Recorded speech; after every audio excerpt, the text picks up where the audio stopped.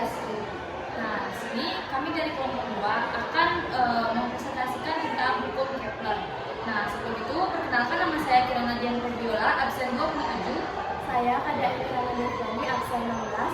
Dan saya Kadek Purwati absen 25. Saya Cindy Ramadhani Wibowo absen 1. Nah, sebelum kita membahas tentang hukum Kepler, kita juga perlu tahu asal mula gimana sih hukum Kepler itu bisa ada. Nah, jadi hukum Kepler itu dikemukakan oleh Johannes Kepler pada tahun 1609.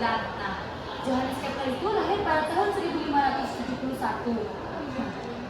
Setelah itu Johannes Kepler itu pernah mengenyam pendidikan di salah satu universitas, yaitu Universitas Tübingen.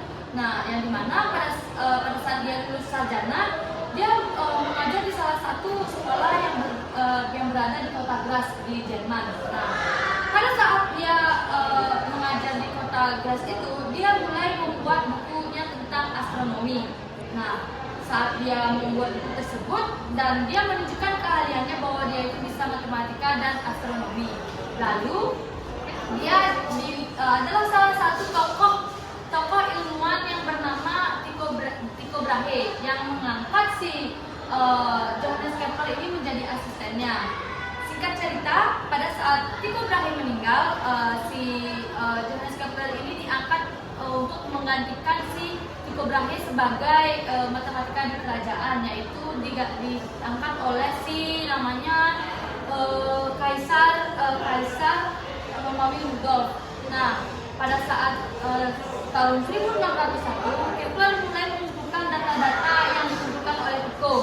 Nah, singkat cerita, pada saat dia setelah mengumpulkan data-data yang dikumpulkan oleh Tycho itu, si Johannes Kepler pun melihat bahwa masih banyak ada kelemahan yang di data yang dikumpulkan oleh Tycho.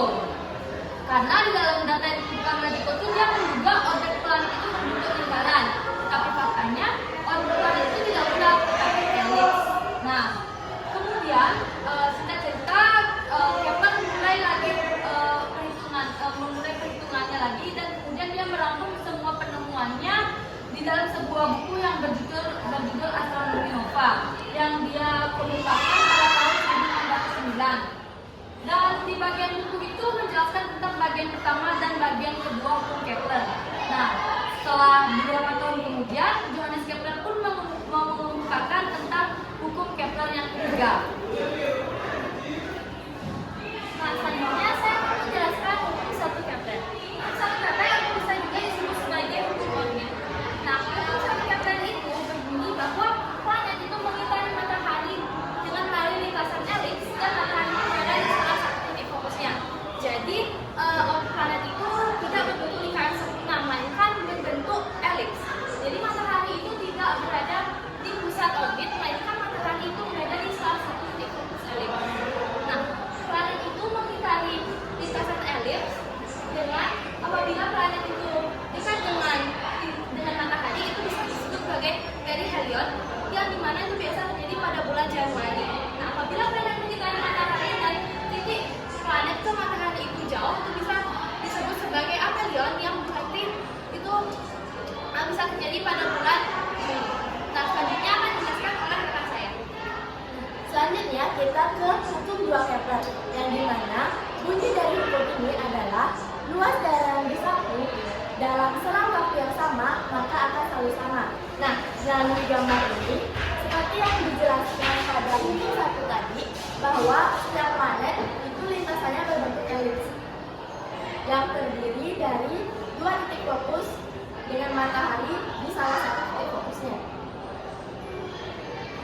Nah, di gambar ini terdapat planet ini disimbolkan dengan P yang nantinya akan bergerak atau menuju ke sini, dan saya simbolkan dengan P aksen.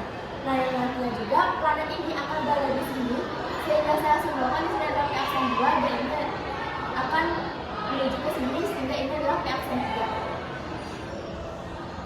Nah, ini akan membentuk yang namanya luas diri. Sesuai dengan bunyi hukum 2 Kepler, yang dimana disebutkan bahwa luas daerah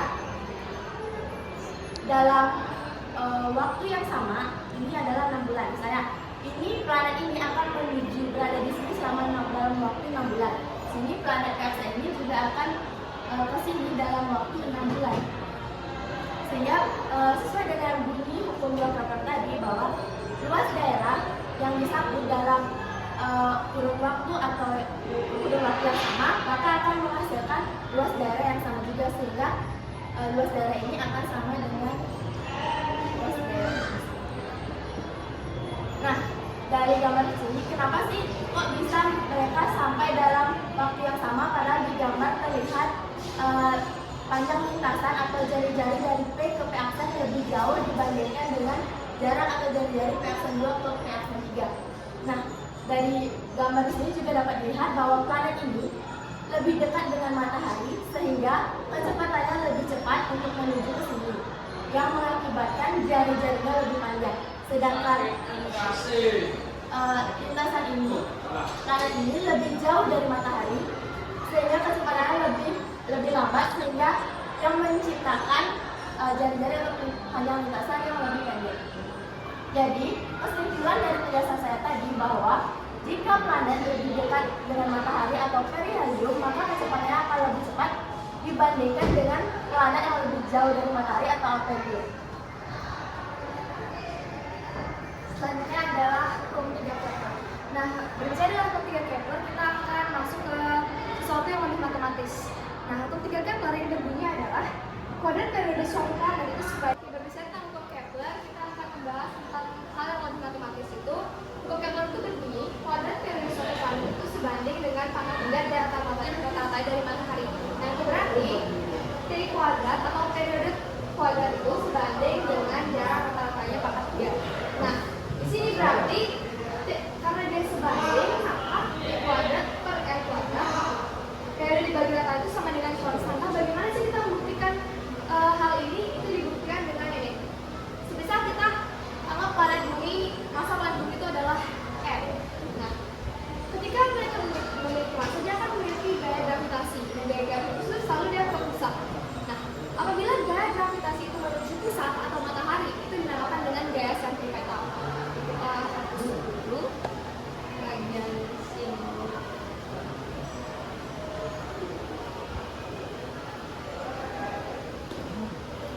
Itu namanya gaya sentripetal. Karena kita tahu kalau Fs, gaya sentripetal sama dengan gaya. Nah, gaya sentripetal kita sudah pelajari sebelumnya, itu rumusnya adalah massa dikali kecepatan sentripetal itu sama dengan gaya gravitasi. Gaya gravitasi dengan rumusnya kita sudah pelajari juga sebelumnya, yaitu konstanta adalah konstanta gravitasinya, konstanta gravitasi dikali massa planet 1 massa planet 2 dibagi jarak rata-rata bumi. Nah, kita bisa dari rumus ini kita bisa coret yang bagian sini dan bagian sini sehingga kita dapatkan hasil ini.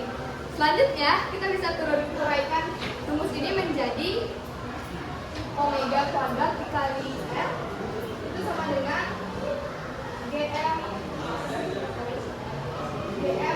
per R kuadrat. Nah, seperti ini. Dan dari sini kita bisa uraikan kembali bahwa omega ini itu sama dengan 2pi per 2pi kuadrat kali R. 2pi kuadrat T kali R sama dengan gm per R kuadrat. Jadi seperti ini. Kalau kuadratnya di sini. Nah, sehingga dari sini kita bisa bawa ke bawah R-nya, sehingga kita dapatkan 2pi per T kuadrat itu sama dengan gm per R pangkat 3. Ini bisa dapatkan seperti ini, dan apabila dikali kan jadinya 4pi kuadrat per gm kuadrat sama dengan gm per R pangkat 3. Jadi kita dapat ini, dan kita bisa Jarak ke-8 dimulai. ini sehingga kita dapatkan It's time to begin the 8th lesson. R pangkat 3 sama dengan 4pr pi kuadrat per gm. Sehingga kita dapatkan rumus ini. Dan perlu diketahui bahwa nilai Pi itu kan selalu konstan dan nilai konstanta gravitasi sama M-nya dalam masa bumi itu selalu konstan. Sehingga terbukti dari rumus ini bahwa tadi ditulis bahwa strike T kuadrat ini sebanding dengan R pangkat 3. Ini itu sama dengan T kuadrat per R pangkat 3 itu sama dengan konstan. Sehingga dari rumus ini dibuktikan bahwa rumus hukum Kepler ini adalah konstan. Jadi dari suatu planet dengan yaitu sebanding dengan pangkat 3 jarak antar planet dari bumi itu sama dengan konstan. Jadi sekian dari hukum 3 Kepler dan kelompok 2 kami sampaikan.